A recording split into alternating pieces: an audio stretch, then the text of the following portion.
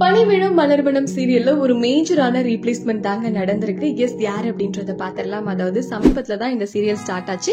ரொம்பவே நல்லா போயிட்டு இருந்தது அப்படின்னு தான் சொல்லணும். அதுல நம்ம ஆக்டர் ரயான் இருக்கார் இல்லையா, அவர் வந்து சூப்பரா பண்ணிட்டு இருந்தாரு. அதுக்கப்புறம் அவருக்கு பிக் பாஸ் வாய்ப்பு வந்ததுனால அந்த சீரியல்ல அவர் நடிக்க மாட்டாரு அப்படின்னு எக்ஸ்பெக்ட் பண்ணிட்டு இருந்த நேரத்துல அவர் ரீப்ளேஸ் பண்ணாமே வச்சிருந்தாங்க. இப்ப பிக் பாஸ் முடிஞ்சிருச்சு. சரி, ஓகே, அப்ப மறுபடியும் சேரன் கதாபாத்திரத்துல ரயான் வந்துருவாரு அப்படின்னு எக்ஸ்பெக்ட் பண்ணிட்டு இருந்தோம்.